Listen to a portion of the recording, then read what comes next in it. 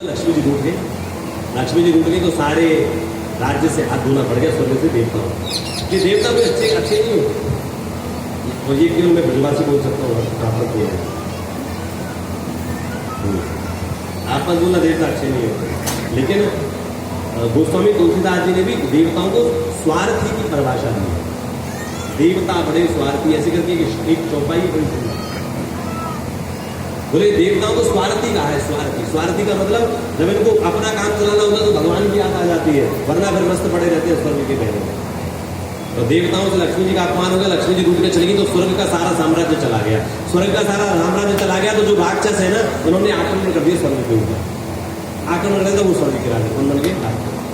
राक्षसों के जो राजा है उनका नाम है राजा बलि। क्या नाम है? ध्यान से सुनिए, उनका नाम है राजा बलि।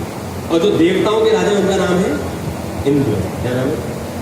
अब जब देव राक्षसों का आधिपत्य हो गया स्वर्ग के ऊपर तो सब भगवान की शरण पहुंचे। बोले प्रभु कृपा करो। बोले क्या कृपा करें? बोले कृपा ये करो कि हमें राज्य वापस मिलवाओ। भगवान ने कहा देखो ऐसे तो राज्य वापस मिलेगा नहीं, तुम एक काम करो समुद्र मंथन करो। क्या करो? समुद्र मंथन करो। समुद्र मंथन करोगे तो समुद्र में से अमृत निकलेगा। उस अमृत का पान कर लेना तो अमर हो जाओगे, फिर मर के जीत जाना। बोले ठीक है प्रभु कैसे करें? मंदराचल पर्वत को बनाया मछली, बांसुरी नाग को बनाया रस्सी। लेकिन सागर की गहराई आज तक कोई नाप नहीं पाया।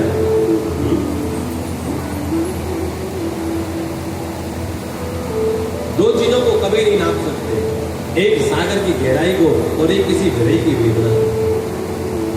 इसको नापने वाला आज तक पैदा नहीं हुआ। अब अगर पत्थर आप डालोगे तो वो कहाँ जाकर रुकेगा कोई पता नहीं है। सागर की जो मूल गहराई है, मंदराचल पर्वत चाहे कितना ही बड़ा क्यों ना हो, लेकिन अगर जाएगा तो डूब जाएगा ना। वो तो नीचे जाने लगा। भगवान बोले प्रभु नीचे जा रहा है। भगवान चिंता मत करो। भगवान ने कच्छा पकड़ा, कछुआ बन करके मंदराचल पर्वत के नीचे लग गए, बजरंगी बन करके। आगे ना कछुआ बन करके भगवान नीचे लग गए। उसके ऊपर मंथन हो रहा है। किसके लिए हो रहा है? अमृत के लिए। किसके लिए हो रहा है? अरे बोलो, अमृत के लिए। अमृत निकलेगा, अमृत निकलेगा, लेकिन अमृत निकला नहीं और निकल गया विष। क्या निकला? सबसे पहले क्या निकला? इतनी गहराई है उसका भाव में, मैं आपको क्या बताऊं, पागल हो गया। अब बताओ विष को निकला? अमृत निकलना चाहिए भाई। अमृत के लिए कर, अमृत तो लास्ट में निकला। मतलब जिसके लिए कोशिश कर रहे हैं वो लास्ट में, उससे पहले बहुत सारी चीजें आ रही है। आपको निकालना अमृत, ठीक उसकी विपरीत निकला है विष। क्यों? ध्यान से सुन लें। जीवन में जब भी कुछ अच्छा करने की सोचोगे तो पहले बुराई को दूर करना पड़ेगा। अमृत की चाह है तो पहले विष को निकलना पड़ेगा। इसको मैं एक ऐसे एग्जाम्पल से समझाऊंगा जिससे आप बिल्कुल समझ जाओगे। तो सटीक एग्जाम्पल है कि आज तक आपने सोचा नहीं होगा। हालांकि व्यासपीठ पे इसका कोई काम नहीं है। इसको क्या कहते हैं? अरे बोलो जल्दी, बच्चे ज्यादा अच्छे से बता पाएंगे। मोबाइल। इसमें मैंने बहुत सारे फोटोज लिए हुए, समझना मेरी बात को। इसमें मैंने बहुत सारे फोटोज लिए हुए।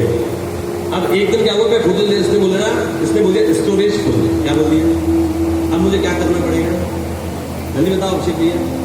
अरे बोलो, क्योंकि इसमें कुछ अच्छा आ ही नहीं रहा, कुछ फोटो ली नहीं जा रही, तो मुझे क्या करना पड़ेगा इसमें से?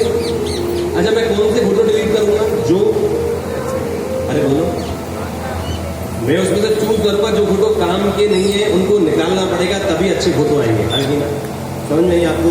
यानी कि जो बुरा चीज पहले भरा हुआ जो किसी काम का नहीं है, वैसे ही कचरा भरा पड़ा है, उसको निकालोगे तो नई चीज मिलेगी, तो अच्छी चीज मिलेगी। आपके जीवन में अगर अच्छा बनोगे तो पहले बुराई को निकालना पड़ेगा। इससे अच्छा एग्जाम्पल और नहीं दे सकते।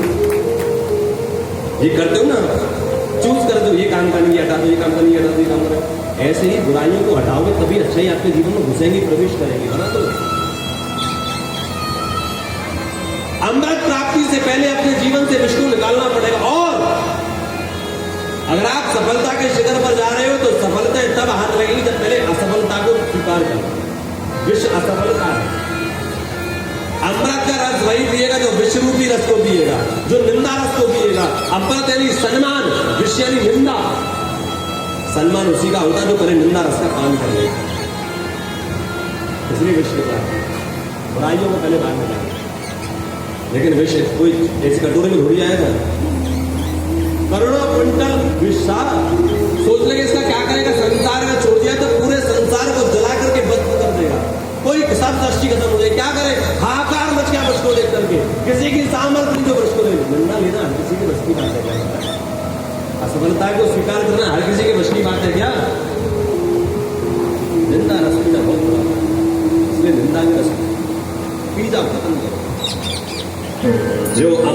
पीते हैं उन्हें देव कहते हैं, और जो विष पीते हैं उन्हें सब हार दो, हर हर हर हर हर हर।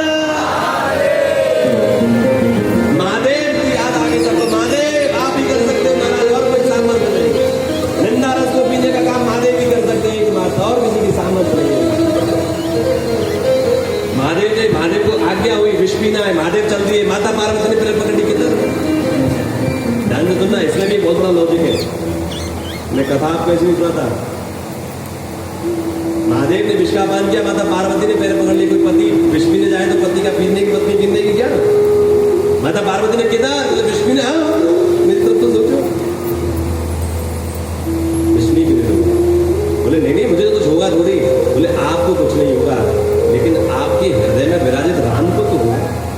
ध्यान से सुनना मेरी बात को।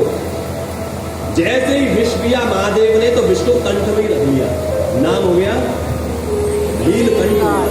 विष को अंदर नहीं जाने दिया, बाहर भी नहीं छोड़ा, कहां रख लिया, गले में। क्यों, अगर अंदर ले लूंगा तो मेरे राम को कष्ट होगा, बाहर छोड़ दूंगा तो संसार को कष्ट होगा, इसलिए ना अंदर जाने दूंगा ना बाहर जाने दूंगा, बीच में ही इस विष को नष्ट कर दूंगा। निंदा अगर है तो उसको अपने अंदर भी मत लो, बाहर भी मत छोड़ो, बीच में रखे, खत्म। सब चीज का ध्यान रखा महादेव। बाकी तो पी भी जाते तो कुछ होता हो नहीं। अरे बोलो भाई, नीला पड़ा गला तो पेट ही पड़ जाता।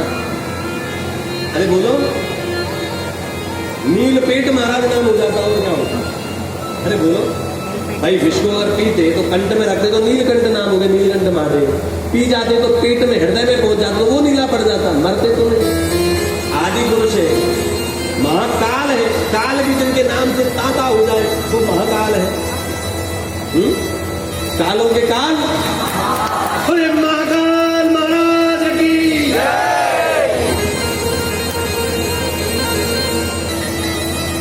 शिव जी की तो महिमा निराली है। काल भी जब भयभीत हो जाए, काल भी जिनके दूध चढ़ाने के लिए आए उनको, और देखो खुद अपने पास कुछ भी नहीं रखते, अपने भक्तों को आनंद करा देते हैं। और तो शमशान में रहते हैं, ओढ़ने के लिए तो भागंबर ज्यादा क्या है, भस्मीभूत लगाते हैं, लेकिन अपने भक्तों को चकाचक देते हैं। महाकाल के भक्त कभी भी ऐसे गरीब नहीं होते, चकाचक होते हैं, चक देते हैं। अगर आप सच्चे महाकाल के पुजारी हो जाए, महाकाल के भक्त हो जाए, सब कुछ देते हैं महाकाल। अच्छा कृष्ण लेते हैं, अगर आप भगवान श्री कृष्ण की उपासना करोगे तो वो सारा धन छीन लेंगे, और महाकाल की उपासना करोगे तो वो सारा धन दे देंगे। ले लो चक्कर लाता है, हानि होगी। महाकाल ने विष्टा पान और करके 14 रत्न निकले। अंत में धन्वंतरी भगवान अमृत का कलश लेकर प्रकट हुए। अमृत का कलश लेके जैसे प्रगटे, कहते हैं राक्षस अमृत का कलश चढ़ा करके भाग गए। भगवान ने मोहिनी अवतार धारण करके सारा जो अमृत है वो किसको पिला दिया, देवताओं को। बाद में देवताओं ने अमृत पी लिया, दोबारा से स्वर्ग के राजा बन गए ना। अरे बोलो, स्वर्ग के जब राजा बन गए तो कहते हैं अब राक्षस उधर घूमने लगे। पहले स्वर्ग का राज्य मिल गया, अब चला गया, तो ये सारे राक्षस जो है इनके गुरु है राजा बलि। कौन है, राजा राजा बलि जो है वो इधर उधर घूमने लगे, अपने गुरु के पास पहुंचे। गुरु जी सारा राज्य चला गया। गुरु जी ने कहा राजा बलि, राक्षसों के राजा है शुक्राचार्य जी, क्या नाम है, बोलो, ये राक्षसों के गुरु है शुक्राचार्य, देवताओं के गुरु है बृहस्पति और राक्षसों के गुरु है शुक्राचार्य। शुक्राचार्य जी के पास पहुंचे सारे राक्षस। गुरु जी बोले क्या वो राज्य चला गया, क्या करें। बोले देखो अभी तो कुछ नहीं कर सकते, लेकिन एक काम करो, तुम गौ सेवा शुरू करो। तुम 3 सेवा शुरू कर दो, 3 सेवा जो कर लेता है ना उसको कोई हरा नहीं सकता। बोले कौन कौन सी, बोले सबसे पहले गौ सेवा, दूसरी ब्राह्मण सेवा और तीसरी संत सेवा। ये 3 सेवा जो शुरू कर देता है शुद्ध भाव से, उसको संसार में कोई हरा नहीं सकता। महाराज अगर ब्राह्मण आशीर्वाद दे देना, कोई सच्चा ब्राह्मण, देखो मैं ब्राह्मण शरीर वाले को ब्राह्मण नहीं कहता, मैं कोई शरीर से ब्राह्मण हूं, लेकिन मेरी फिलोसफी में ब्राह्मण वो नहीं जो शरीर से ब्राह्मण है।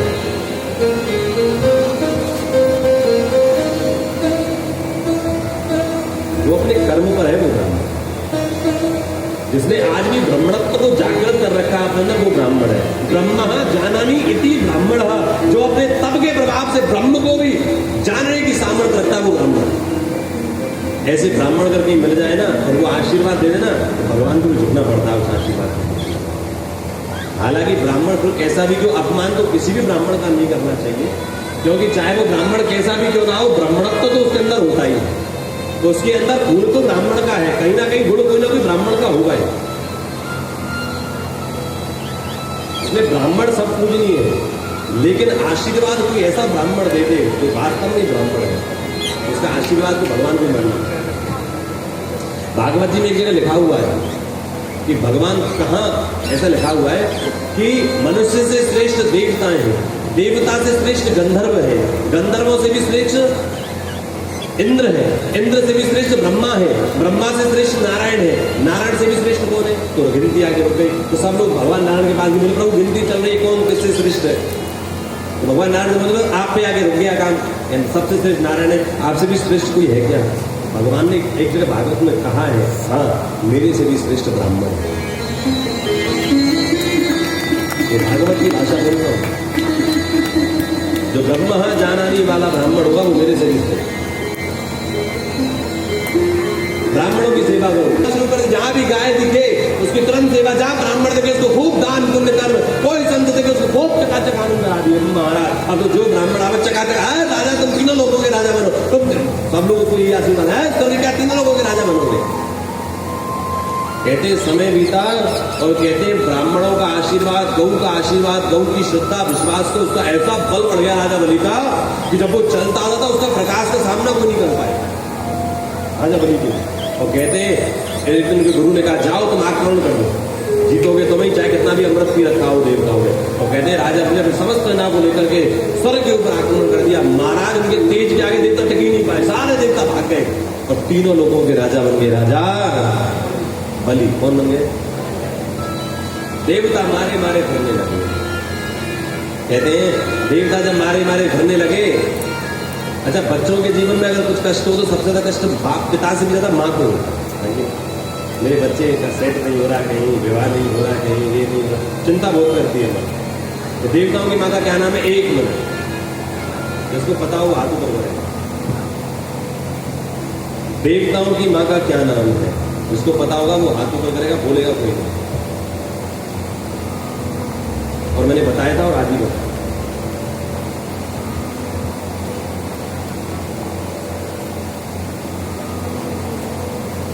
यशोदा।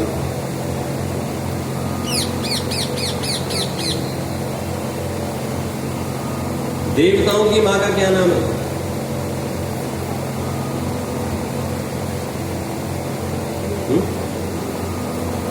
बोलो, गलत ही बोलो तो बोलो तो सुनो। बेटा मैंने हाथ ऊपर करने के लिए बोला है, जिसको पता हो हाथ ऊपर करेगा तो अपना बोला। माता जी हाथ ऊपर, माता जी बताओ है जी कौन सी थी? क्या बोल रही है माता जी ने? तेज बोलो। अभिनव भैया क्या बोल रही है? अदिति। माता जी पर खड़ी हो जाओ, सब लोग माता जी को देखो और ताली बजा दो।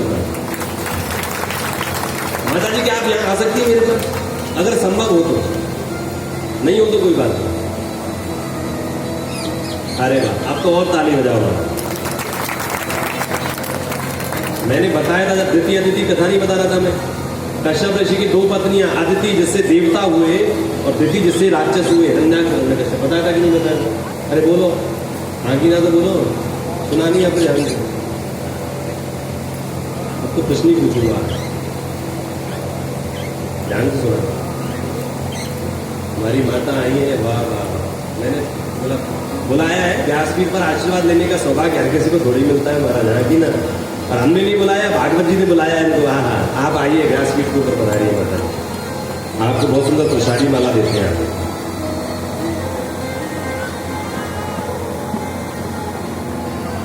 और ध्यान से सुन रही है माता जी, और नाचती भी है। जब भी भजन चलता है तो मैं देखता हूँ वहां बैठ के नाचती भी है माता जी।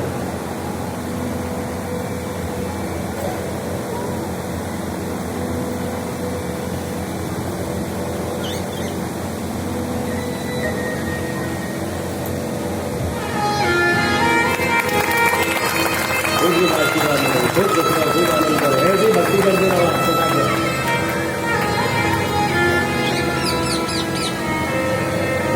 हूँ इसलिए कथा में ध्यान से सुनने की आवश्यकता देखो ऐसे आप ध्यान से सुनेंगे प्रश्न पूछेंगे तो आपको भी मौका मिलेगा।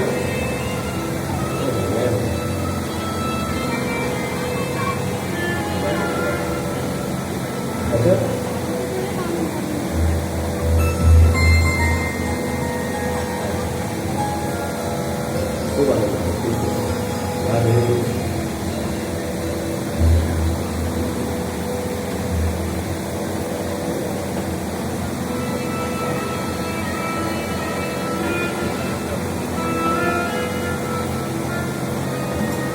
तीनों लोगों के राजा बन के राजा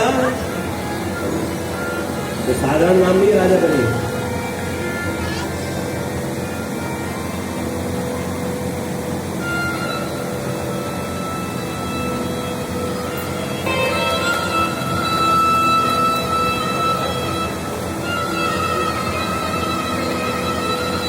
बोलिए बाल कृष्ण लाल की।